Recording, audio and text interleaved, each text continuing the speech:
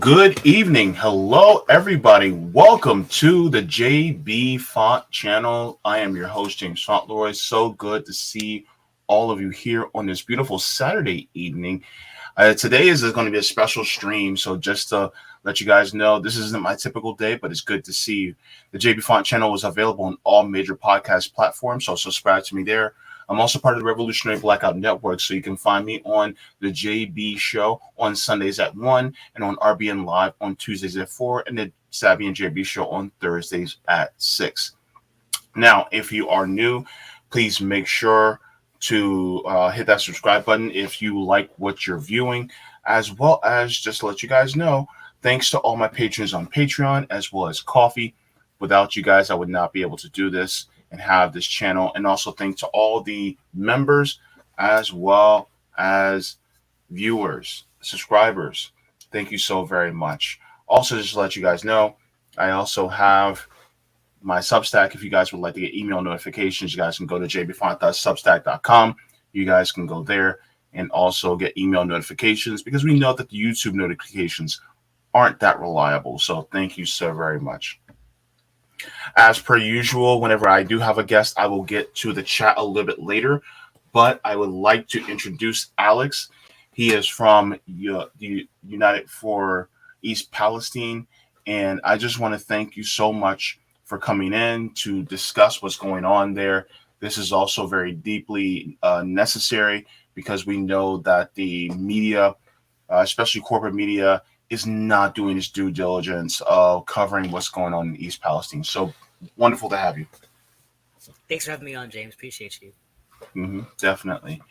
So as far as East Palestine, you were telling me off camera that you are helping with the activism and getting the word out in East Palestine from where you're located. So you're not necessarily a resident of East Palestine, but you're assisting people who are there, correct? Yeah, so the way I got involved was I am a solidarity member with Railroad Workers United, and so I get their newsletter. I'm really interested in trying to be as involved as possible in trying to get our transportation system just in general more optimized. So I found out about this within a couple of days of it happening. And because I have experience in things like this, I just reached out through the Facebook group, United for East Palestine, sort of in the earlier days, just saying, hey, I'd like to see if I could help put together like a mutual aid network to try and get resources in and get people out because I felt like that seemed like what might be needed at the time. And so I ended up hooking up with Emily and Jenna, who are the co-founders. And after that, we kind of just became a team.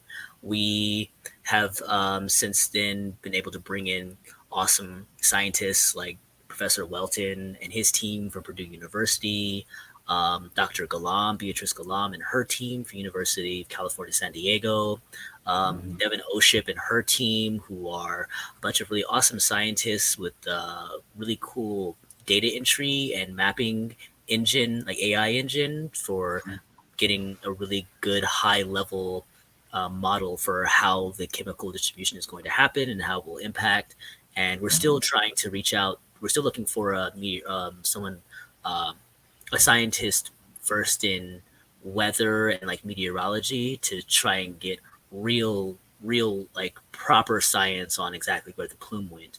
And yeah, and so we've been doing we've helped our organization United for East Palestine has coordinated supplies like water, coordinating air filters into the area. Our main priority remains and has always been to try and help get people evacuated. At first, we tried fundraising, starting an evacuation fund and trying to fundraise for that. But it became clear pretty soon that that would be impossible. We would need millions, like tens of millions of dollars to feasibly be able to get everyone in the immediate area evacuated. So we basically settled on the strategy that, okay, well, what we need, the main problem, the main obstacle with getting evacuated is the government won't admit that there's a problem. So if we can get the government to admit that there's a problem, they'll have to evacuate them. So that's what we do. Okay, so thank you so very much for clarifying that for the audience.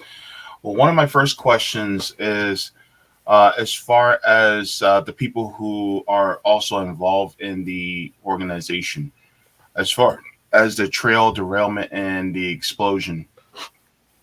My question was, for them who were on the ground, like what was their initial experience? Did they ever give you that information as to how their initial experience, exactly what happened and where they were? Yeah, there are some great interviews I can link you to Hmm. with people telling their stories. Aaron Bragg did an awesome interview with Status Quo where he Hmm. talks about his story. He's on the ground, and Jenna and Emily. There's someone named Zusa who has done awesome, some great interviews with Eric Capolino. There's people who've done interviews talking about their time, their experience on the ground. But basically, the summation of it, and I really recommend everyone follow all those. I'm happy to give you those links. But Hmm. the summation of it is this: the okay, okay. I'm not going to. I can't give a summation of people's personal lived experiences because those are them, right? But what I Hmm. can do is I can give a all the information that we've gathered and all the information that we have, the best picture of what actually happened that we have, as far as we know. So here's what happened. Um, the train caught on fire because one of the spokes or wheels, I don't know what they call the train, overheated Hmm. uh, about 40 miles away from East Palestine. So the train was on fire for about 40 miles before it derailed, and it could have stopped at any time. And they're saying the reason why is because the heat detector, was just their intervals of heat detectors were so far that after it caught on fire, it was just on fire, and the conductor didn't know about it. I don't know. I can't attest to the veracity of how long or if they knew that it was on fire, but it was on fire, and then it derailed. And when it derailed, that car that was on fire was full of carbon vinyl chloride, and vinyl chloride has a bunch of interesting, quite a few interesting chemical properties, but one of them is that it is liquid. But it's stored as a liquid because it has to be very very cold, and like -4 degrees, I think, Fahrenheit, and then if it reaches room temperature, it immediately turns into a gas. And when it burns, when it condenses, what actually should have happened, and we've talked to everybody we've spoken to with any knowledge of how these chemicals work. We've talked to quite a few people. Aaron Bragg, a member of our team, is actually what he does professionally is ships chemicals. He's not a chemist, but this is what he does professionally is ships toxic chemicals like this, or is part of the process of how the shipping happens. And we've talked to everybody we've talked to, um, says the same thing, which is that what would happen if vinyl chloride started leaking like the way it was, with that look burning. You see in the video where it's on fire and like a hole in it, the vinyl chloride is coming out, and the complete consensus from every expert we've talked to, or anybody with any knowledge of how that works, says what would happen is the vinyl chloride would be cooling down inside the train, not heating up, because as vinyl chloride, as the pressure lessens, it would actually cool. So based on that, by every person we've spoken to, there wasn't any actual danger that the train car was going to explode. There was, or at least there was no reason to conclude the train car would explode. What would happen was it would burn, and then it would cool down until it reached equilibrium, and the fire would stop, which is what actually ended up happening. The fire did stop. So why they reached the conclusion that the vinyl chloride needed to be set on fire based on that is a complete mystery. Now, we know that Norfolk Southern were the ones who made the decision, but we also know that they legally weren't allowed to do it unless the fire chief signed off on it. So Basically, they told the fire chief that if he didn't give them permission to set it on fire, it would blow their whole town up. Now, from all the information that we have, that was a lie. But let's say, for the sake of argument, that it was necessary to set the vinyl chloride within that one car on fire. Okay, but they set 5 cars of vinyl chloride on fire. And I want to also quickly note how much vinyl chloride I'm talking about here. The total weight of materials that was set on fire is estimated to be something around 900 million pounds. Wow. Yeah.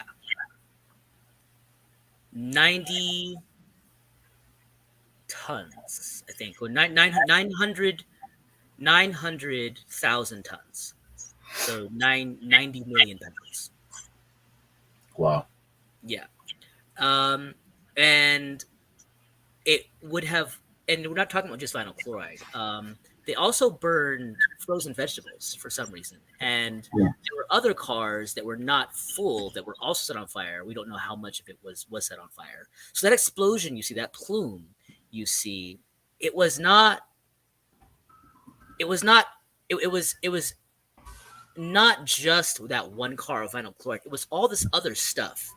And there's no there's no logical reason that we've been able to come up of why they decided to set that car on fire, at least in terms of for the reason that they said, like that it was exploded. That doesn't seem to have been there. We can't find any evidence that there was any danger of that. And then if it was, there's absolutely no reason why they would have set everything else on fire if that was the cause, the reason they did that. Mm-hmm. But I say the amount that was burned because it's important to for what I'm about to say next, which is that okay, so when you burn something, anything, it creates other chemicals. If you set a piece of wood on fire, that's going to create new chemicals, right? If you burn millions of pounds of vinyl chloride, one of the most toxic chemicals that is used in industrial capacity, along with carbon, like frozen vegetables, things like the paint, including the paint that's on the train cars. It creates chemicals like dioxins. We know that. We know it would create dioxins, but it creates more thing. It has a capacity to create all kinds of chemicals because chemical reactions happen by the millions and billions in a plume this large, and it becomes impossible to really predict what chemicals will be synthesized because of the fire. And what we're talking about is about something like 1,000,000 pounds of toxic chemicals in that plume. Is what we're thinking. Is what we're talking about. That plume of, and I'm not talking about just 1,000,000 pounds of just carbon. I'm talking about 1,000,000 pounds of toxic chemicals that would thereabouts that was in that plume that spread all over the Northeast, and which has since been coming down in acid rain. There's TikTok videos that were taken in Ontario, Canada, showing snowmelt with the exact same chemical sheen that is present in the rivers and lakes around East Palestine. Mm-hmm. You were telling me also that it affected, places in West Pennsylvania. Yeah, so East Palestine is right next to, like, the train derailment site is less than a mile away from Pennsylvania. So people in Pennsylvania are just as impacted by this. They're just being ignored because the story around what's happening has been so small. It's just East Palestine. But what the reality is, this is a gigantic.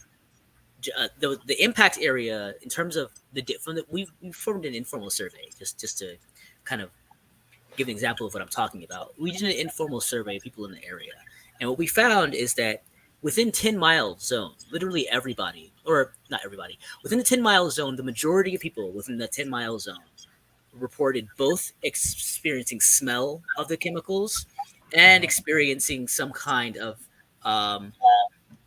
toxic chemical injury physical symptom like vomiting or diarrhea or flu-like symptoms, something.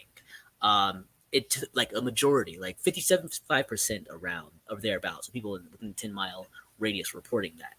It might have been something between like 60, 70. Um, and from and that was the informal survey, but we've continued to we're that our Facebook group now for East Palestine and people who live in the community. This is something like people are they want to ignore it, but people are continuing to get sick, and they're getting sicker and sicker and sicker. And it's not like there's multiple towns in this area. It goes across Pennsylvania and Ohio, um, and that's just the direct area. It's also created a plume that we're getting people reporting the same symptoms as people in East Palestine all the way in the mountains of Ontario, Canada. So this is a gigantic issue, and the problem is we don't even know what chemicals were distributed because they haven't the EPA and the government haven't even done the test to find out what chemicals that plume even created. They only tested for the chemicals that were in the trains that were released, but they obviously know that basic chemistry, so you set something on fire, it's going to create new chemicals, and they didn't even try to find out what those were. And that's what we're Yeah. trying to find out. Yeah. And so there's this tweet by America First Newswire. It says new soil testing in East Palestine, Ohio finds cancerous agents not detected by EPA following toxic chemical mushroom cloud explosion. The post new soil testing in East Palestine, Ohio finds cancerous agents not detected by EPA. So basically, it's like, oh, well, that's not going to happen. It would never happen. And next thing you know, it's like, oh, well, there are cancerous agents inside the soil and the air and the water. So now what? And from what I have learned within the past couple of weeks, what's going on is that, FEMA said that they wouldn't help or come out there because they said really there's no hazardous chemicals, according to them, that has been spread. When in reality, we all know that that's BS because look at what's going on to the population in the surrounding area. And so the whole thing with the vinyl chloride, it just goes to show, as you were saying, that once something goes through a chemical reaction, heating can also be a means of a chemical reaction. Then this can also adversely affect people and animals and plants around. Yeah, absolutely. And that so about in regards to the EPA not finding anything, they weren't looking. That Hmm. was why they didn't find anything. The test methodology they were using was entirely it would call it flawed to be generous. I would call it deliberately obtuse, but they weren't using the right instruments to find out to get a quantitative analysis. They were just using a qualitative like test meter to find out and testing like the air. They were doing it in exactly the way that you would do it if you deliberately wanted to create a picture that everything was fine and knew that it wasn't. Now, I'm not saying that's what they were doing. I'm just saying that that's how it was done. But let me ask you this: do you think that it would be a means or an excuse for plausible deniability? Absolutely, that was entirely what it was. That was the entire the sole role the EPA seems to have been playing in all of this is to run cover for Norfolk Southern. Mhm. I mean, because if this is the case, then I mean, it would be means for many different lawsuits, even uh, possible, government intervention into Norfolk Southern itself, meaning that if they can't, do their business correctly, then some type of major intervention would have to take place. I mean, we see what happened. It's kind of funny because we've seen what happened with Silicon Valley Bank and Signature Bank with their shutdown, and with their bank failure, and we see that on an economic financial basis. But when there's something environmental, why aren't we doing the same thing to Norfolk Southern? That's one of my biggest questions. Is like, okay, so you have a financial one, the government intervenes like that, but an environmental disaster, the government does not intervene fully when it comes to places like East Palestine and the surrounding towns. So I don't think it's so. I would say that it is exactly keeping with the exact same pattern, which is the government being so corrupt that it will always act quickly and efficiently to the benefit of corporations. It did, Hmm. and for those and for the rich, um, and that's what they did. The Silicon Valley banks bailing out the millionaires who were out of their money for investing, for putting their money in a bank that was clearly unstable and clearly utilizing unsafe um, investment practices, but bailing them out immediately because that's the donor class. And then when Norfolk Southern has created a war crime against the people of everybody impacted by the toxic chemical release that they put out, they reacted. They acted just as quickly and just as swiftly to run cover for them and to keep them from any sort of culpability. They have been working overtime to not just obfuscate the situation, tell people that it's safe when they know that it isn't, lying for them, but actively seeking to suppress the voices that are calling them out on it. I'm sure you read the AP headline where they were saying the people criticizing the United States government's role in all of this being uh, bots from Russian bots online. Meanwhile, they didn't reach out. The AP journalist who reached out, who wrote that article, didn't reach out to anyone to do any kind of due diligence to find out if any of the supposed Russian bots were available for comment. They just posted it carte blanche because of a report from a CIA, um, a billionaire funded organization in England. Hmm. Yeah.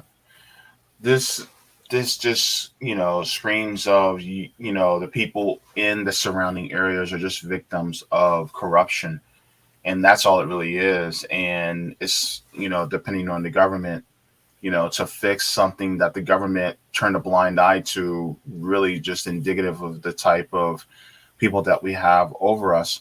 And this really just pours into, my question of what meaningful action has the government taken to help East Palestine? It None. sounds like there's none at all, right? Absolutely none. Zero. None.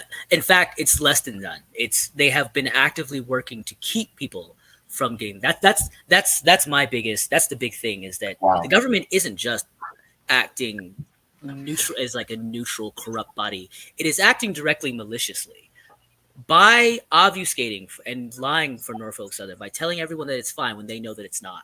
What they're doing is preventing people from being able to get help. Um, and they're doing it on purpose. We know they're doing it because we know that they knew this whole time about dioxins, because one of our members, Aaron Bragg, talked to him, asked him very early on, what about dioxins? And they tried to ignore him. And then when he finally pressed them for a question, they just said, we're aware of that. It's sort of our long term plan.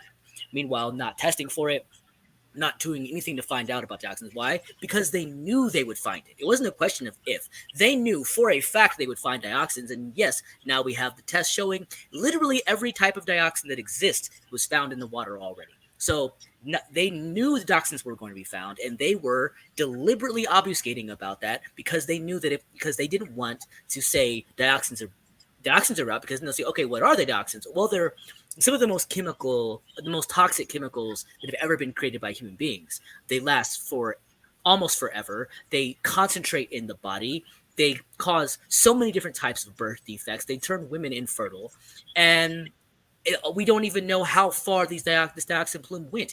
That also could all the way be all the way in Ontario, Canada. We don't even know what chemicals are in there because we haven't been able to get those tested, because the Canadian government reached out to the EPA. The EPA told them everything was fine. The Canadian government said everything is fine and refused to do any tests. I mean, but if it's being all the way felt in Canada, then what about south of them? I mean, southern tip of Ohio and further south. I mean, that also can have a bearing on effect on people, south of Ohio as well. Absolutely. This, In Kentucky, we saw within the first few weeks, the same kind of chemical muck that was coming down in the rain around East Palestine was also coming down in Kentucky.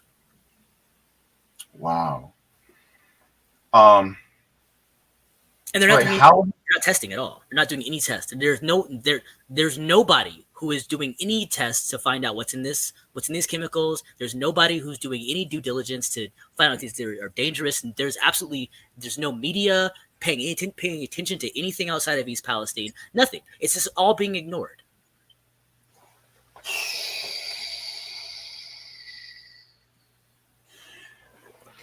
Wow. How are they surviving down there? Like, okay, one of the first things that I thought of is immediately after that explosion and after those environmental effects, you can't go to work. Like, how do you go to work? How do you kids go to school? Like, and then the thing is that it's a domino effect, because if you can't go to work, then that means you're not making any money. If you can't make any money, then how is your mortgage and your rent getting paid? Right? Yeah. How are people able to survive down there? Are they surviving at all? That's exactly my point. So right now schools are open. Kids are going to school. Kids were playing right next to these rivers all the way up until Professor Welton came down, documented it, and put on his Twitter they needed to tell people to stay away. That was when the EPA finally begrudgingly issued a notice telling people they probably shouldn't go next to the rivers, and then started cordoning things off. They had this is why I'm saying the government is being openly malicious. They are actively gaslighting people and telling them that it is safe. These people are reporting daily intense exposure to these chemicals because they're all saying they report a strong chemical smell. Anybody with even a baseline knowledge of how chemicals works knows, especially toxic chemicals and the type of highly toxic chemicals we're talking about here, if you can smell it, it's already way above what the level of exposure that you should ever have, that a human being should ever have, right? And they're breathing this in and day out as they're doing the cleanup. And Norfolk Southern begrudgingly is helping reimbursing some people and giving them some financial ability to leave if they're close to within like a 1 mile radius, which is, like I talked about before, this is way more than 1 mile. And then even then they're making them, like, they're not just giving it to them. People have to go down with paper and receipts, and they make it intentionally as difficult as possible. And Norfolk Southern is being allowed to do all this because, again, the EPA and the government is working full time to run cover for them and gaslight people and tell them that it's safe, that it's fine, when they all know that it isn't. That's why it's malicious. They know these people are being poisoned. They know these chemicals are highly toxic. When I say highly toxic, just for example, vinyl chloride, just that, right? Vinyl chloride. A Pennsylvania professor did a study, and I'm going to put a quick addendum here saying that I'm personally vehemently against scientists studying by poisoning other animals, but this is important. That addendum aside, that addendum included, what this research did was exposed a bunch of mice to the safe concentrate level of vinyl chloride and into their liver. So their liver always contained the safe level of vinyl chloride. And what she found was that 100% of them died from cancer. Yeah. So that's the level of toxicity we're talking about.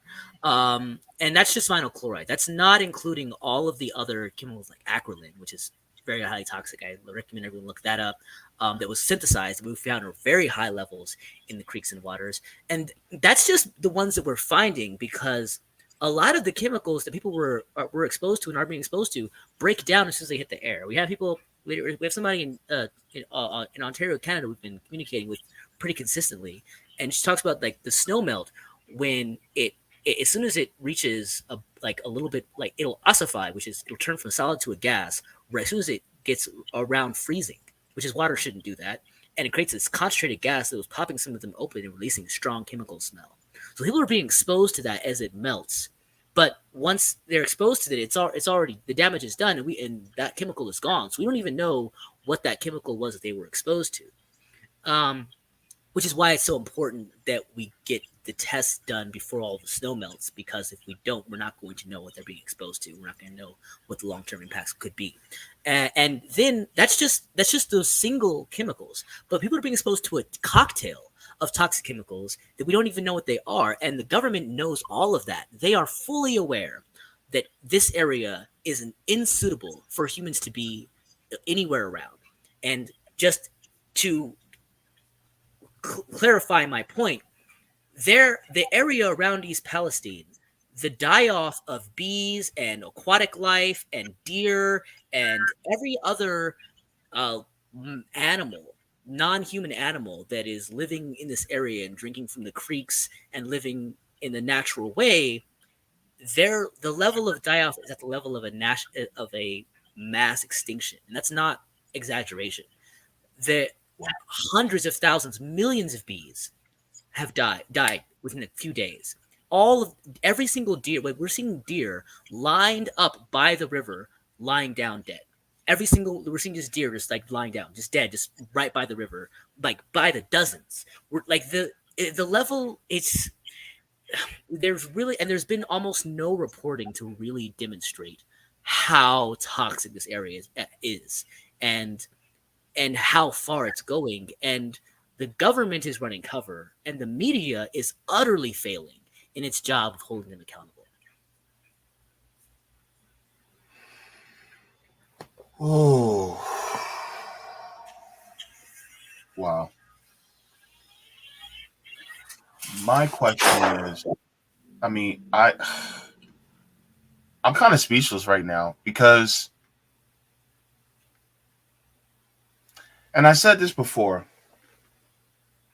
and not to kind of racialize it, but I do know that East Palestine has is majority white.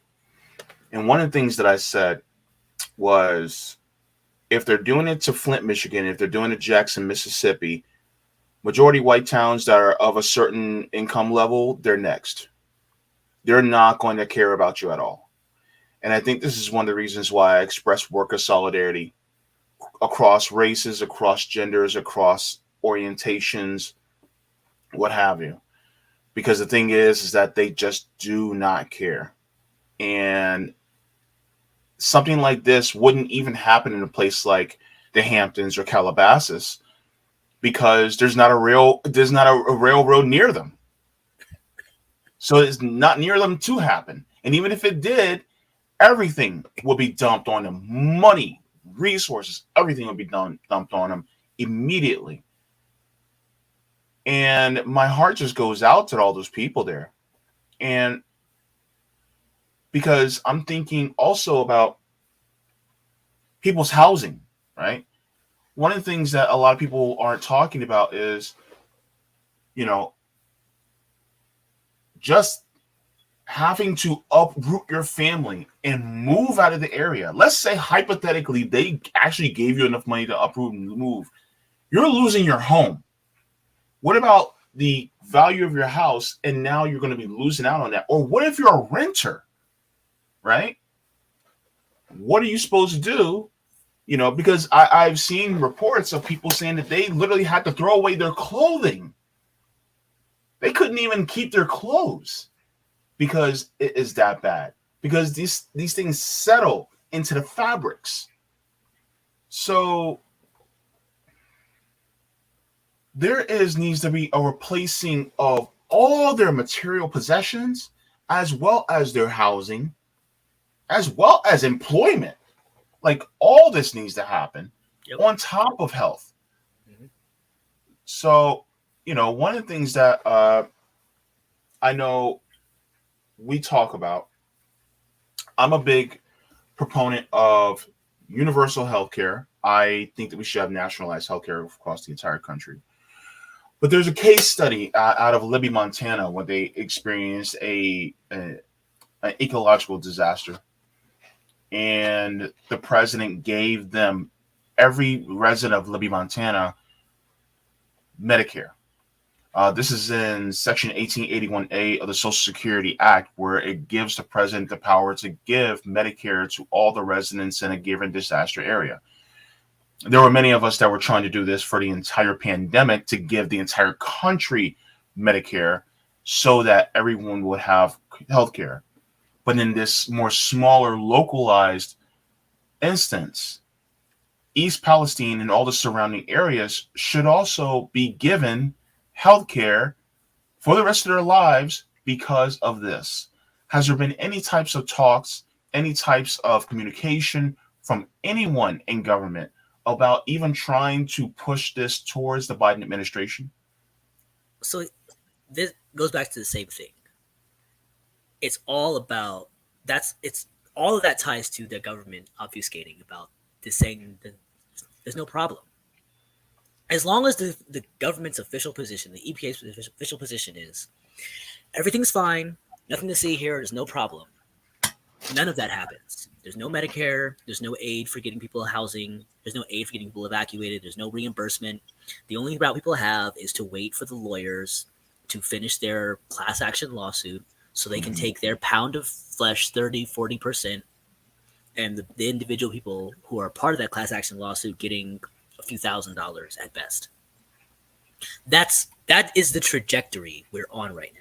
That is the trajectory they have planned. That's what's supposed to happen by their playbook. That's the playbook they're running on. The only way we change that trajectory is by first proving there's a problem. I mean, that's if we don't, we have to prove there's a problem. And when I say prove there's a problem, we know there's a problem. There's already anecdotal evidence out the woozah. There's empirical evidence all over the place, and they're suppressing about it and lying about it.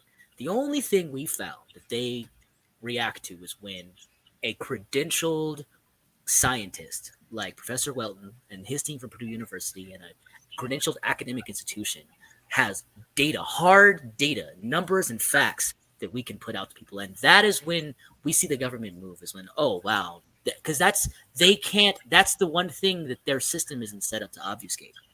We can organize all we want and they'll call us Russian bots.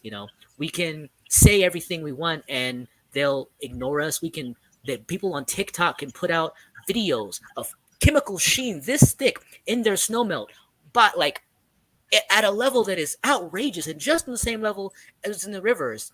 And it'll be suppressed, and the Canadian government will put out an official statement saying nothing to see here. We talked to the EPA. We're not even going to test it. So that's why they don't want it to be tested. If we can test it, if we can get the tests that prove not just there are chemicals, that there's chemical contamination, but that prove a direct direct causation with the chemicals and they're being linked to the plume set by Norfolk Southern. That is when we can that is how we change the narrative. That is how we officially make it proven scientific fact that A, these chemicals are dangerous, B, they have spread all over the place, and C, this is an emergency. Because the moment we can prove it is an emergency, all of those machinations that the government has been purposely withholding suddenly have to be put into play. The government, we need to get a state of emergency declared, because that's when people can get Medicaid. That's when people can get relief, can get evacuation relief. That's when Norfolk Southern can be held accountable. My personal stake in this, I mean, that to me is the minimum. That's not what I want. That's the goal I'm shooting for. I want people to go to prison. I want someone to lose their jobs over this. And I don't really support prison, but that's how in this society, that's how we hold people accountable when they do things that hurt people, is we put them in prison. And the CEO of Norfolk, and okay, so when I say that, aggravated arson is a felony. Aggravated arson is defined as when you a human being sets a fire that causes harm to other human beings. Conspiracy to conceal a felony is also a felony, which means everybody who has worked knowingly to conceal the damage this has done, and that the human beings who were impacted and hurt by the smoke plume, also poisoning, also a felony. So and anybody who knowingly acted in a way to harm human beings, which is such as setting a bunch of chemicals that didn't need to be set on fire, obfuscating about it, telling people it was okay when they knew it wasn't, EPA. I'm looking at everybody, not just Norfolk Southern. There are people across the board who are culpable in felonies. And that, to me, that's what I want. I want to see someone go to prison for this. And not just some worker. I want to see people in big positions lose, at the very least, lose their jobs, right? But I Hmm. like, preferably people with big names and a lot of letters next to after their names need to be going to prison for this. Definitely. There is actually a couple of questions that were presented by some viewers. One of them is Roger Meadows. He's a frequent viewer of this channel. Roger asked first, Alex, in the coming decade, you'll begin to see the extent this will have on Ohioans' health statewide. Despite Joe Biden, having the ability to do for you what Obama did for Libby, Montana, like I described earlier, despite the fact that Ohio government can do the same. I, for one, have no confidence they'll deliver. Therefore, it's going to be incumbent upon Ohioans to save themselves with our support.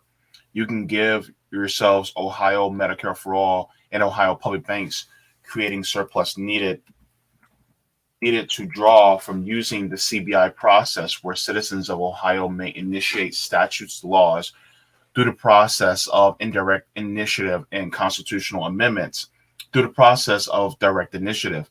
It is better to use process to amend Ohio Constitution rather than pass a law reason. If passed as law using CBI process, Ohio government can repeal without having to ask, but must ask if passed as an amendment. All you have to do is reach out to us, and there's plenty of people across the country who want to see these policies pass that are in the independent media space who would be willing to help you. This is true. Um, Thank you so much for that, Roger. But he's pointing to going through the, congressional, I'm sorry, the ballot initiative direction to make sure that some of these things happen. But also in the meantime, there are, some other things that, we were talking about. You were just talking about you have to prove to them that something is wrong. And one of the things that I think that is good that you're doing is there is a campaign that you have to raise money to for independent third party testing. This is out donor box that you guys have going on right here. Let me enlarge this a little bit. And this is basically United for East Palestine Independent Science Fund. And so you guys already raised over $3,000. You guys are, moving towards your goal. But this also can help people who are in East Palestine to get the proper testing done so that they can prove empirically that there is uh, actual damage being done to the environment as well as the people there, and this can pay for that testing to be done. Yeah. Well, so um, about in terms of the United for East Palestine Independent Science Fund, I want to clarify that what we're trying to do isn't just get the testing done in East Palestine. We're already Professor Weldon and his team from the university, Dr. Galam and her team from there's steps already being taken. They've already started doing sampling in East Palestine and around the area of East Palestine. They've Mm-hmm. gone into their own budgets. Professor Weldon is already like $30,000 in the hole on his group's Wow. budget just to get this done. So they've been doing all of this for free or at no cost to the people. And a lot of these tests cost a lot of money. What we're trying to raise money for is not just East Palestine. We want to get a clear picture of exactly where all of these chemicals went. We need to know the full picture. It's not just East Palestine. We need to know these samples, the people who have been collecting samples in Canada. We need to get those tested. Like New York, Maine, Kentucky, there's so much evidence of chemical contamination from this plume. We need to know how far this plume went, what chemicals were put into people's water and soil, because these are people who are still being exposed to these chemicals, and these chemicals can have devastating long-term effects, and we need to know what those chemicals were so that we can figure out how to mitigate the harm being caused by them. And That is why the Independent Science Fund is not just for East Palestine. It's for the entire area impacted by this plume, starting with the area of East Palestine because that's where the plume started. But it goes out for so much farther than that. We're not just trying to get. We need testing. We need samples and sampling and testing all across the area where there's pluming. We need meteorological scientists to get to create a accurate projection of where this plume went in the first place. We need medical testing, like medical research, like Dr. Balam, to do blood work on the people who are being impacted by this to find out what sort of chemicals are in their blood before it all breaks down and the damage is already done. This is all information that we need to get, and all this costs money. Which is the Independent Science Fund. We're united for East Palestine, but when we say united, we're united for the East Palestine. Is that like this is it's so much further than East Palestine. It's everything. East Palestine Hmm. is where the train derailment happened, but this is something that's impacting people, millions, literally millions of people, and we don't even know how. Which is why it's so important that we get the funding done. In regards to like the question of someone asked about getting like passing an amendment and all that stuff, I have I'm just gonna say that's all down the road. It's those now. I as someone who has experience in campaigns of that nature, that's like millions and millions of dollars. It's a long time. That's not going to get people evacuated right now. Hmm. That's not going to get people Medicare right now. People need to be evacuated now. People need Medicare now.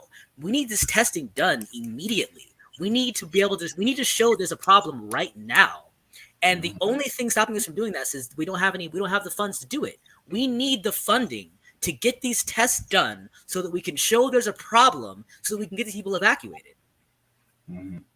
Yeah. Wow.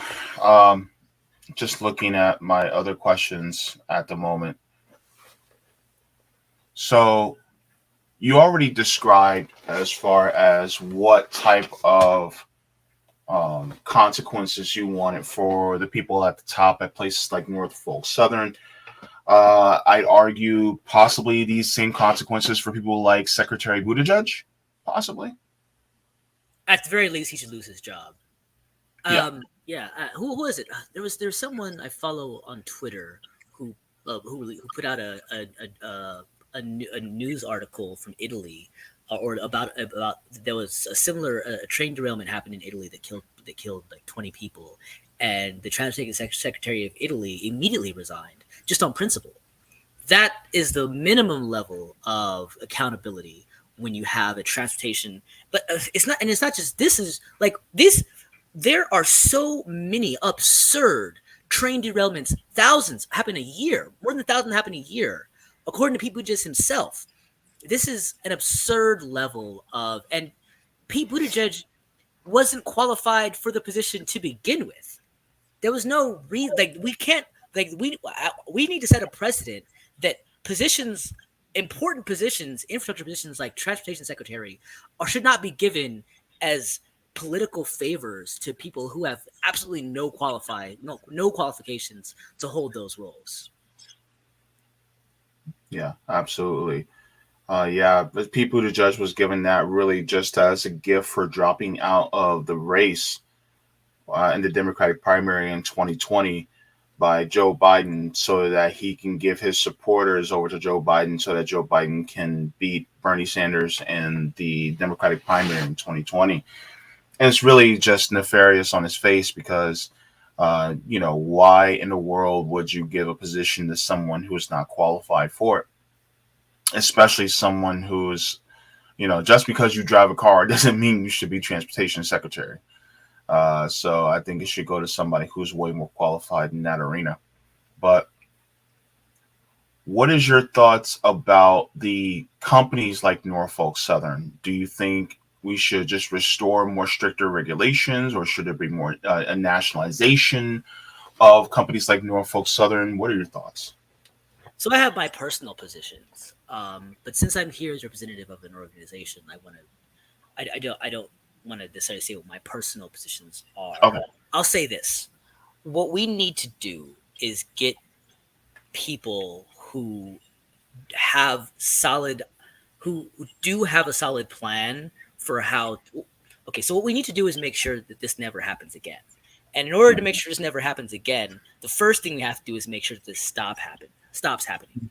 And so we need to take a clear-eyed look at this that has without any blinders of whatever our political or personal economic ideals are. Those are those out the window. Focus on just one question: is it acceptable or not that okay? Or let me rephrase that. Is it, do you or do you not agree with the statement that to have a functioning society, clean water, soil that isn't poisonous, and air you can breathe are necessary? If you can agree to those three things, right, that we need to have clean water, clean drinking water that's not chemically contaminated, soil that can grow food that's not poisonous, and air you can breathe without poisoning yourself and your children. If you can agree to those three things, okay, then we can also agree that what happened in East Palestine, what Norfolk Southern did in East Palestine, what the train companies and rail companies are continuing to do all over by dumping these toxic chemicals and these spills and derailments is unacceptable. Okay, if we can all agree to that, then okay, what do we need to do to make sure that this never happens again? We can A, stop running trains and cars and all of those things, but I don't think any of us want that. So B, we need to have a rail system that is functional, efficient, and safe enough to that we can say not just this happens rarely, or that I've heard some people like Autumn already just like, oh yeah, we just need to make it so that when this happens again, it's better. No, we need to make this so that this never happens again. This is unacceptable. Train railroads are inherently the safest and most efficient form of travel for humans and product that has been invented at least since the Industrial Revolution. So every single train that has ever derailed has been a result of negligence. That is the problem. What we need to do is do whatever we need to have a clear-eyed look at what needs to be done, what would work, what won't, what will work, what has worked, and what doesn't work in terms of how do we change our rail system so that this never happens again.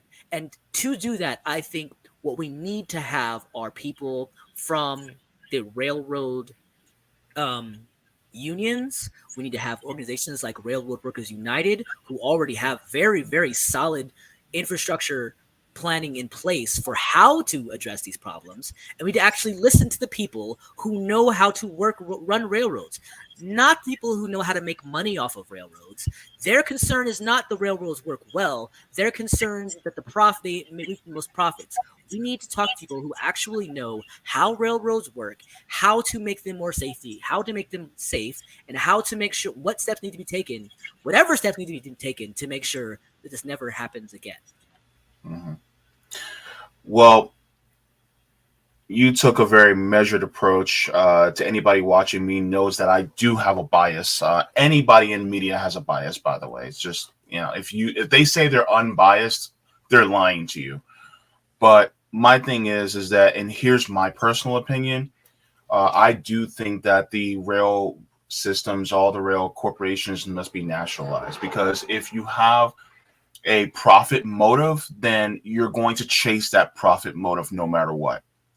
It's this way, with many different industries. And the thing is that rail also affects many deeply necessary industries in order for us to live. So I think that it should be nationalized. And maybe that's just the socialist in me, but a lot of people also who are in my chat also agree that the for-profit motive should not be, should not be inherent in this industry, because the way, it affects so many different ones and has the potential for disaster like this, then it really should, be out of the hands of profiteers. That's just my opinion, but you don't even have to address that. But, that's just my opinion. I will just briefly address it. I'll say this. So I think it's not a controversial statement to say that essential infrastructure shouldn't be something that is utilized to centralize profit into a tiny group of people, into the hands of a Mhm. tiny group of people. Because we're seeing objectively that it's not a question of whether you're a socialist or a capitalist or believe in the free market or believe in controlled markets or whatever. Just looking at it objectively, we see what that has caused because that's what the railroad companies are right now. They are privately owned, Mhm. mostly self-regulating, and we're at over 1,000 rail derailments per year. We have Mhm. so many times where so many occasions of unloading of toxic chemicals in our water. There's no question that this system is not working. If we agree to the fundamental ideas that you don't want to be poisoned, right? So we do the fundamental ideas that being poisoned is bad. Then we have to Mhm. agree to the fundamental ideas that we can't allow poisoning to keep happening, and it is happening. So there's no way to make safety profitable, Mhm. right? Measurements that make things safer, that makes things safe, that make things efficient, that make things affordable. Those are not profitable, and there is a way to have a rail system that is controlled in a way that is publicly controlled, right? That is controlled in a way where it has the safety and the regulation necessary to make sure that this happened, and for individual companies to participate in that system to make money. Just for instance, like the post office, that people talk about how it costs money, but I personally know a lot of small business owners who make money because they use the USPS to ship their product. So, and I'm not making an argument for the USPS, but all I'm saying is this: that if you agree, whether it's social, whether it's through public or you find some way to make it private, I don't really care, right? If you can find some way to make a privately controlled rail system safe and efficient and functional in a way that it currently is definitely not, I'm all for it. Show me your show me your version of what that looks like, and let's see if it holds water in just basic logical analysis, right? But what Mhm. I do know is that there are models for how to have that already exist for how to have a safe, functional, efficient railroad, and all of those include it being publicly controlled. Mhm.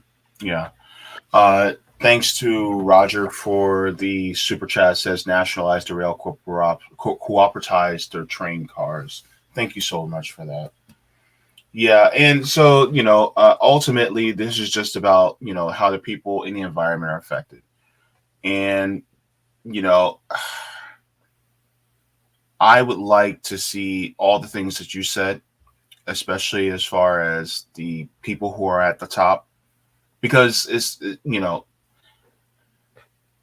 as the old saying go, the buck stops with them, and so they need to answer for really the crimes that they've allowed, for the sake of them chasing the bag, as the young people like to say.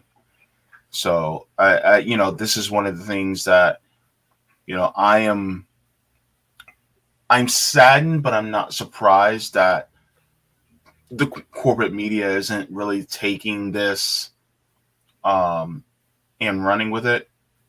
I if I'm re if I'm remembering correctly, I think there was a commercial on corporate media for um, I think it was Union Pacific. It was one of the rail companies, but they also contribute money to the corporate media, and so really they can't go after companies like Norfolk Southern full throated like somebody like myself or Right on. somebody like Heartland's Media or somebody like Jimmy Dore.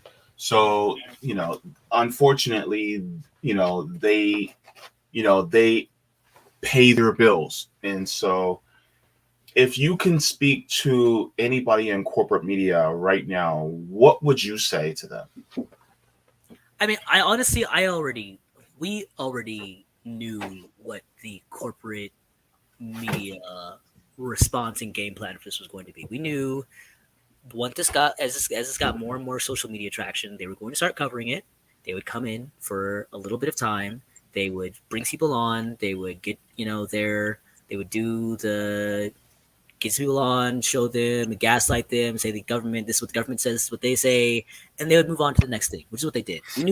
We knew that was going to happen. That is just the society we live in at current, and that's going to continue to be the society we live in as long as we continue having a society where corporations control our media. Mm-hmm. But the what our focus on right now is that we need an as organized as possible, independent media response. We need people in independent media to help get the word out about this, and not just the word out because people know about it, but we need the information that is being suppressed to get out there. They were going to suppress this story from the beginning until there was a massive social media outcry and massive amount of traction on social media that finally broke the story on corporate media, and they finally started covering it begrudgingly for a little bit of time. That same thing can still happen. The story will only disappear as long from corporate media as long as the people and independent media and social media allow them to allow them to go with that game plan of coming in, doing a little bit of recording, and then leaving. The people have to stay focused on following through with making sure that testing is done, with proving there's a problem, with getting people evacuated, with doing the work in the more medium term, with finding out how far this plume went, building the models, and we have set up to do all of those things. We already have all the teams necessary to get all the testing done, build the models, get everything we need done to build the plan of action through. So that's the first step: is we need funding so that we can get that testing done to get people evacuated. That's the first thing we need to do. Then they need testing to find out how far reaching this problem is. Then we need to bring people together. Anybody with an interest in preventing this sort of thing from happening again, whether I'm talking about, let's bring in the unions, let's bring in the railroad unions, let's bring people like Railroad Workers United, let's bring in everybody from independent media who wants to know the real story about what's happening, because this is a much bigger story. The story has been reported like this, but the story is really like this, and that's the thing that it baffles me, that I'm having. It's been such a heavy lift to get anyone from media, even bigger names in independent media, to care about the part of the story outside of East Palestine, to care about the part of the story where this is a gigantic plume of toxic chemicals, how toxic these chemicals are, how far they're going, how many people are being impacted. People's pets in Ontario, Canada, are having liver failure. I mean, this is a huge problem, and it's being such a heavy lift to get anybody to care about it, even in independent media, which I find baffling. Yeah. Do you think that the presence of Donald Trump going down to East Palestine, do you think that gave a little bit more of a larger amount of eyes onto it, and did it actually help, or do you think it was more of a harm, or do you think it's kind of neutral? He was just using it as kind of a political tool. I would say neutral to possibly slightly beneficial, like in the long term, maybe slightly beneficial. I don't know. It was he came. I mean, the story got big, and there was pressure. Donald Trump came in after the story had already started blowing up on social media. Came in for a day. Excuse me. Came in for a day. As basically a stop on his campaign show, and left. Donated some Trump water. It would have been great if he and people like JD Vance, who were JD Vance was one of the first people who was talking about it on social media, showing the chemical sheen in the creeks. It would be great to have those people working with people in the communities to actually fix the problem. And the same thing goes for people like Nina Turner. I saw her on social media talking about how this is terrible and nationalizing the railroad. She's from Ohio. It'd be great to have her come to East Palestine. We can set it up. We can put her in, give her a chance to talk to people in the community, to actually figure out what's going on and figure out how to organize to fix the problem. Anybody who wants to actually fix the problem, what we're trying to do is to help coordinate anyone from outside of the media impacted zone who wants to participate. we will do everything we can to create the situation, the community interaction necessary to help that organization happen. And it is necessary and is needed. And um, if that's an important step in actual accountability. All the people who, I mean, I'm not going to say that anybody was using this as an opportunity to boost their own careers, but all I'm saying is if you're somebody in the public eye and you were talking about this and that wasn't your goal, then let's continue the work. This isn't over. Mhm. Yeah. So as far as um, one of the people who was out there, in East Palestine. Shout out also to, I know you was talking about Status Quo, talking to them, and good on Status Quo for going out there. But also, Second Thought, I'm not sure if you're familiar with that channel, but they were also out there. Their video is actually entitled "How Corporate Greed Destroyed East Palestine." This is a really great video talking about more of the details about what happened in East Palestine. And he went out there physically and actually interviewed people who were basically in the thick of it of what happened. And he has over 1 million subscribers. So hopefully, this message just grows and gets out there. This has over 328,000 views, and this came out 2 weeks ago. So I'm just hoping that more and more people will see this story. And my channel is tiny compared to his, but I just want this to get out more because there's so many people who are going through things like this, and this is kind of a microcosm, really, of what's going on in this country as regards to um, affecting people on an ecological basis. Because look at what many people go through in environment wise in many of the different towns and cities. You have a lot of people that are being affected by lead poisoning in their water, and we're constantly being subject to this. You have, for instance, the water protectors on line 3. They were trying to protect against these oil spills from these pipelines, and these pipelines, they spill. And so, this is really just part of a larger issue that, happens all the time. And I think that, you know, this is why it's necessary for more people to speak out about things like this. And I mean, I just want to thank you for speaking out about our fellow neighbors and, the middle of the country in this area, because this really is a travesty that we should not tolerate. And I think that there's so many people that are, I think it's a process of omission that a lot, like, for instance, the government as well as corporate media, they are keeping this quiet on the down low, on hush hush, because they do not want to affect the profits of Norfolk Southern. They do not want to affect the court of public opinion against them. And so I just want to thank you for speaking out about this. I appreciate that. I appreciate you having me and by extension United for East Palestine on. I want to say I think it's a lot deeper than just they don't want to impact Norfolk Southern. There is Mm, what they want is to what their fundamental um, goal and reaction to any event will be whether or not it looks good or bad for the current paradigm and system of corporate control and a small group of people having access to all of the resources and all of the decision making power for where we go and how we function as a society. And any event that looks objectively bad on not just one component of it, but it makes the entire system itself looks bad, will always be the immediate reaction by the government and by the corporate media will be to reinforce the status quo.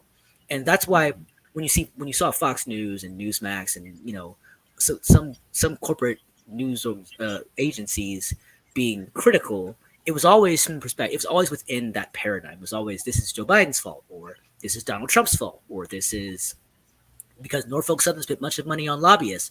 It was never about looking at the systemic problem and looking at Yeah. why did this actually happen, and not just they're saying, oh, maybe it's because this regulation. No, we're looking we're this is not a one-off event. This is an event that was inevitable and will continue to happen and is continuing to happen, um, Mm-hmm. and not looking into the deeper story of all of the problems that happened, taking their word for it that the explosion needed to be happen, not looking into that, not looking into why did they set five of these rail cars on fire, doing no investigative journalism in what actually happened and why and what were the causes, and not exposing that story, because if you ask that question, then it creates a deeper emotional sentiment of, wait a minute, why were these people allowed to get away with it? Why is the government running cover for them? And how the heck did we get here as a society? This sort of thing is allowed to happen, and that's the thing that we need to attack. Mm-hmm. As the old saying goes, an ounce of prevention is worth a pound of cure. Unfortunately, that ounce of prevention is not profitable. Yeah, That's the it is profitable to our society. It's not. It doesn't true. help a small, tiny group of people reap and concentrate as much power for themselves as possible. That's really what profits are. Profits is really just about a the smallest group of people possible having the concentrating the most economic power they possibly can into their own hands, and by doing so keeping it from the people. And it's not about socialism versus capitalism. It's not about industrialism versus post or pre-industrialism. This is about, do we want a society where the people who live in it have absolutely no say in how it functions? Mm-hmm. Yeah. Ultimately, it's about who really holds the power.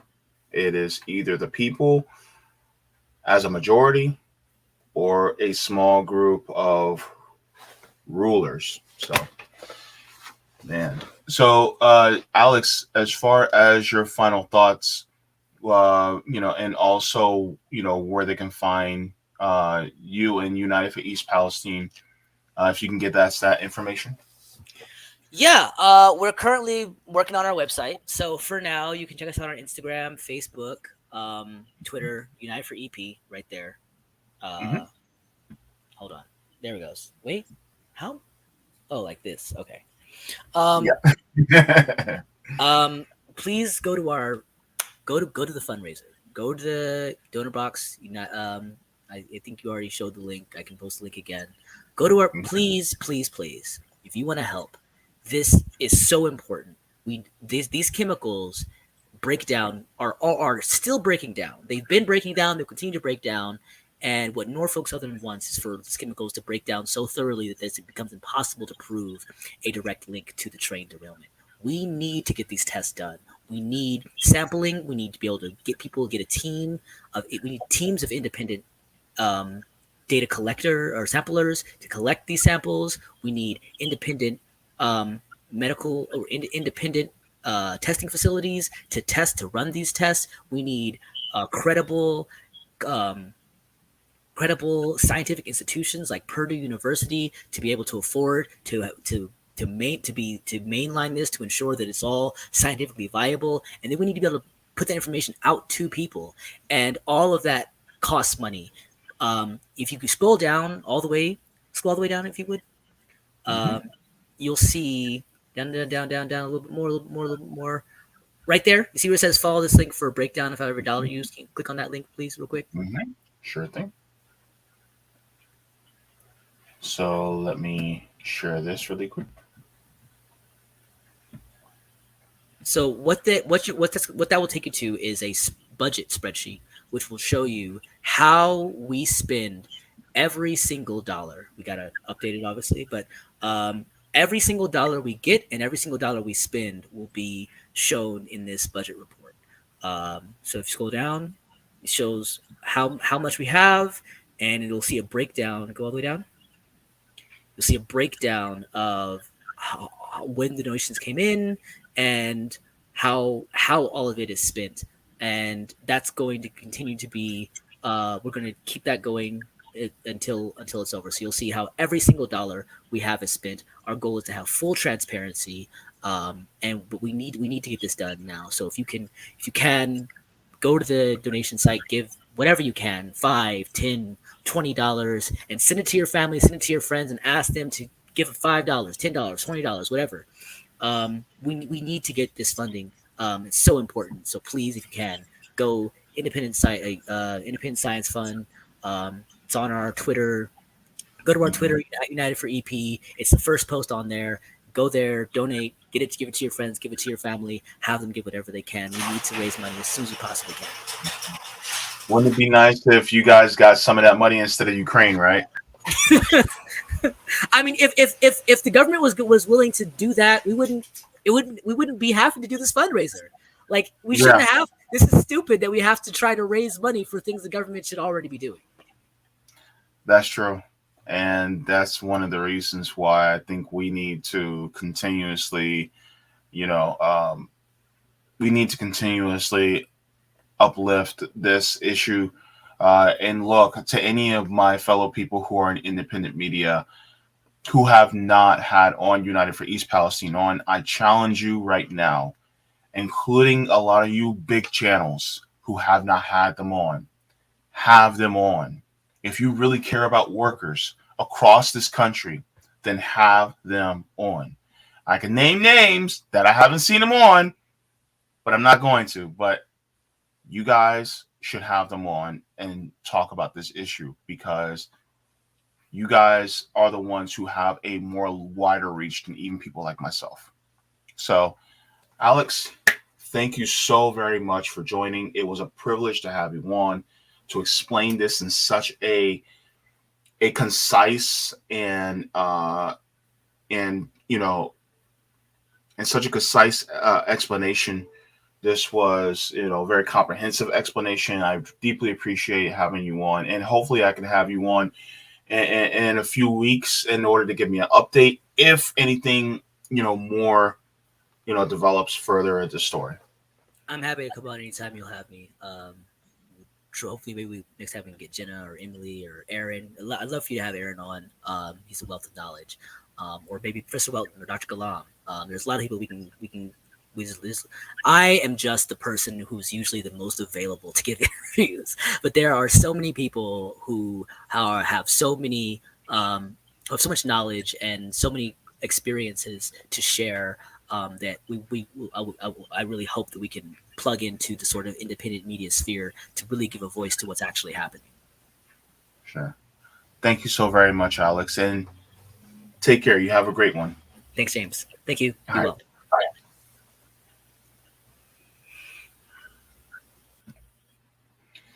All right. So I hope you guys got a lot out of that interview, because this is something that needs to be talked about. If you guys have not just my channel, but any other channel that United for East Palestine has been on, if you guys know of the other channels that they've been on, I know they've been on Heartlands Media, Jimmy Dore, and Status Coup. If you guys can have, share those links, share the stories so that people can get this story out there, so that you can, and many others can see what's really going on in the ground, so that people can actually learn about what's going on, because this is the power of independent media.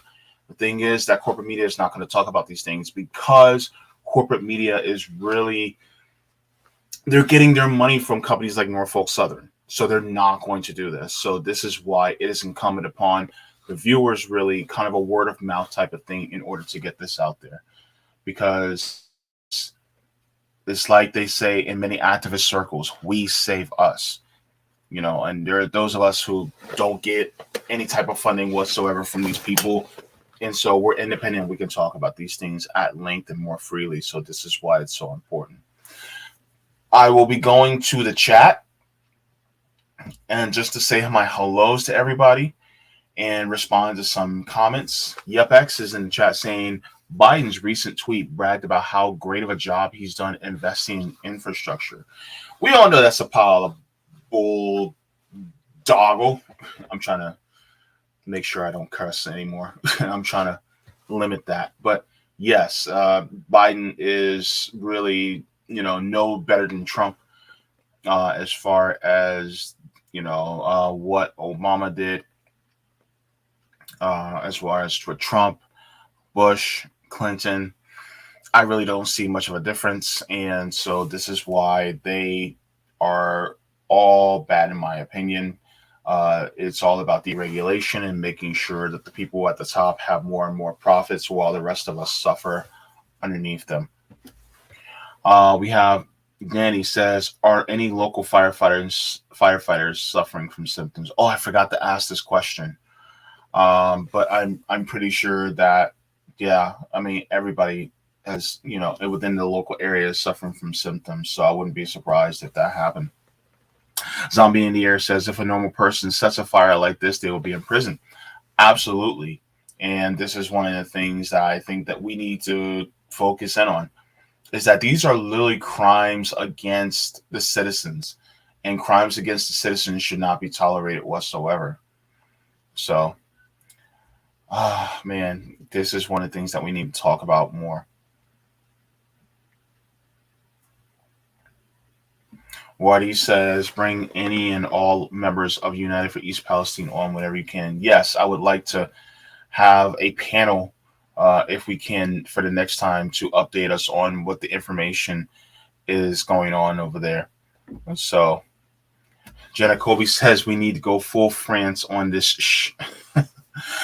Yeah, France is on fire right now, and they are on fire for good reason. And oh yes, and Tara Reid, they were on Tara Reid's show. Yes, Tara Reid is also really good journalist as well. If you guys can share Tara Reid's episode as well with them.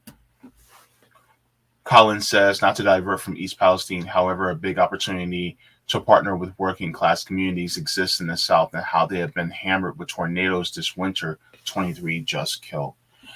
Yeah, and also the infrastructure in these areas are not sufficient enough. Can we talk about New Orleans? About how they didn't, improve their infrastructure enough, and it affected people there. Hurricane Katrina back in 2005. So yeah, when it comes to the infrastructure, it is not sufficient enough, and it affects us every day.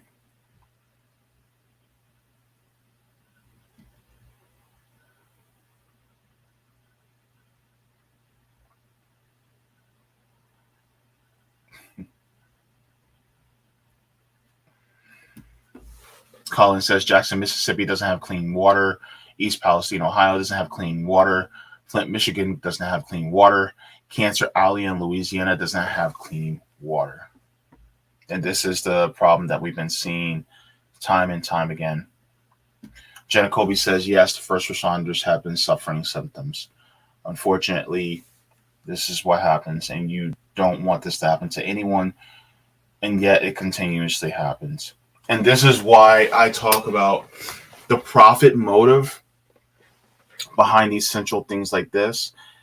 They will, because the profit motive is such where what they'll do is they will keep some safety in place, but then as safety costs money, and as safety costs money, then guess what? If they can't cut their workers, and if they can't raise the prices, then they'll cut safety. And once they cut safety, then that puts people like you and me at risk. I'm, about a mile and a half away from train tracks. So if a derailment like that happened, then I will be directly affected because that's how close I am to train tracks. And so we have to get this profit motive, away from industries like this. This is what really needs to happen. Hey, Sabby, good to see you, Sabs. All right, Sabby's in the chat as well. But yeah, so also just to share it again, if you guys have not, make sure to go to their donor box and contribute to United for East Palestine, their fundraiser,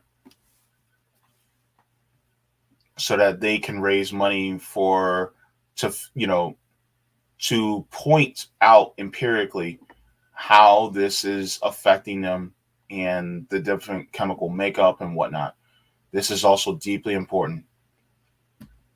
It says here the EPA has been running cover for them by telling people it's safe.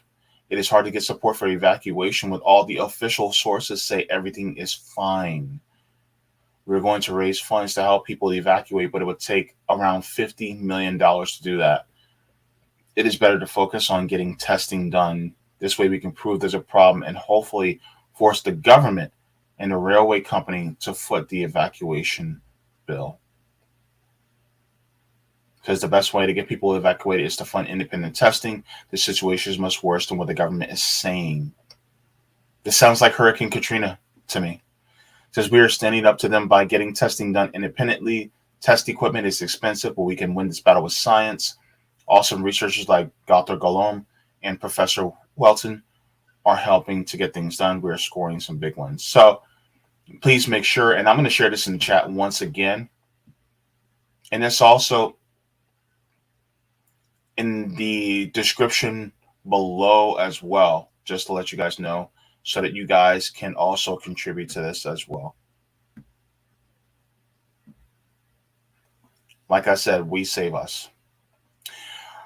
So yeah, just a big thank you to Alex from United for East Palestine coming on to explain this issue. And if you guys can once again share this, just please make sure to, as far as the algorithm, please make sure to like the stream. If you have not subscribed, then please make sure to subscribe as well.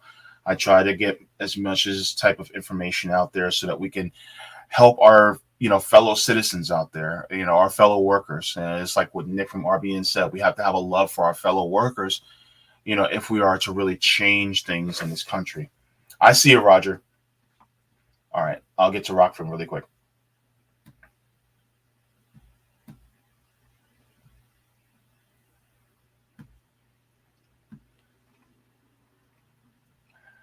All right.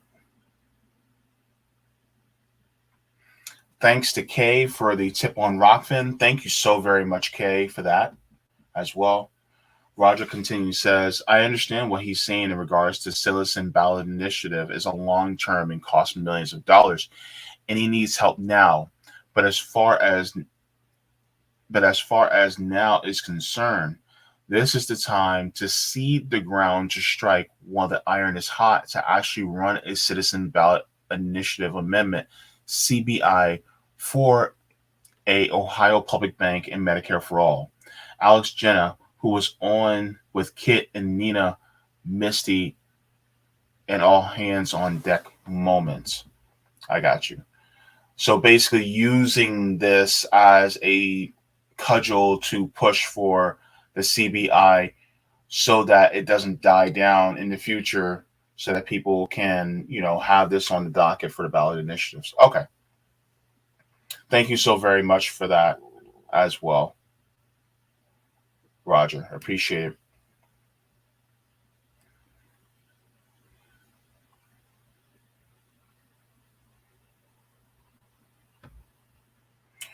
Jam Mom says we are way too tribal for that kind of solidarity.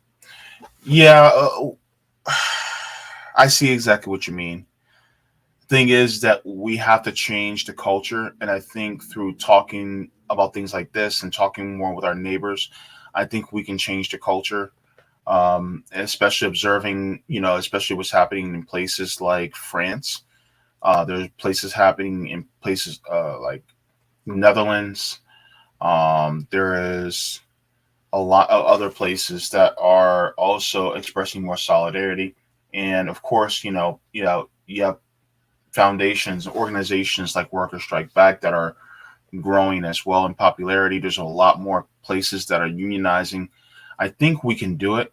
It just means that we have to work hard in, communicating with our neighbors and, bringing up topics like this in order to express, that it is, we need solidarity with each other in order to really save ourselves. Easier said than done, but I think it can be done. There are many other different countries that have had revolutions and talked about things like this and actually gotten solidarity among each other in order to change their government for the better. I think we can do it here in the United States, even though it is difficult to say the least, especially when it comes to how we lived in a failed state, a police state, what have you. But I honestly do have some hope in there. A measured amount of hope, but I do have hope. So good to see you, DJ Comatose. All right. And yeah, this is a good idea. Fed Edwards said posted on Twitter and Facebook with United for East Palestine tag. So yeah, also do that. YepX says also the reason FEMA isn't helping Ohio is because of a technicality that train derailments aren't considered a natural disaster. Yeah, that also needs to be changed as well. So yeah, so thank you so very much to everybody for tuning in. The next reading for chapter 9 of Assata Shakur's autobiography will be up tomorrow. So you guys will be able to see that. And then I'll be getting into the next reading for Laziness Does Not Exist by Dr. Devon Price. So I'll be getting into that as soon as well. So we'll be getting into part 2 of chapter 1. And so I can't wait to get back into this book as well. And to anybody who has not yet subscribe, go ahead. I'm not a very big channel, but I try to give as much information and learning as much as possible. As I'm a student of learning, I try to learn along with you. And hopefully you guys can teach me a few things. So that's one of the reasons why I do what I do on this channel as well. Thanks to all the patrons on Patreon, as well as Coffee and memberships. Thank you so very much to all of you guys. I would not be able to do this at all without you guys. And thanks to all the people who send me any type of mutual aid via various platforms. That's also in the description below. So yeah, just making sure I didn't miss anything on Rockfin, because I know sometimes some things come in at the last moment. Yeah, got it. Okay. And so yeah, so thank you so very much. I'm trying to think, am I missing anything? Oh, by the way, not next week, the 8th. On the 8th, I'll be having on, I was supposed to have on Jesse Jett from the Indie News Network on today at 3 p.m. Unfortunately, because of a emergency he had, we have to postpone it until the 8th. So I will be having him on at 3 p.m. Eastern Standard Time on Saturday the 8th. So be sure to tune in for that. I think we're going to have a great conversation with that. And also, I'll be talking with a guest about the cutting of food stamps. We're going to be talking about that this Tuesday. So we're going to have an interesting conversation about that. So yeah, be sure to tune in. Thank you so very much. Water your plants, water yourselves. Leave the world better than you found it, and support your fellow workers no matter where they are, because guess what? We save us. Also, yeah, forehead kisses. I know you were waiting for that. Yeah. Save everybody. Solidarity. And love. Love and solidarity. Deuces, Bruces.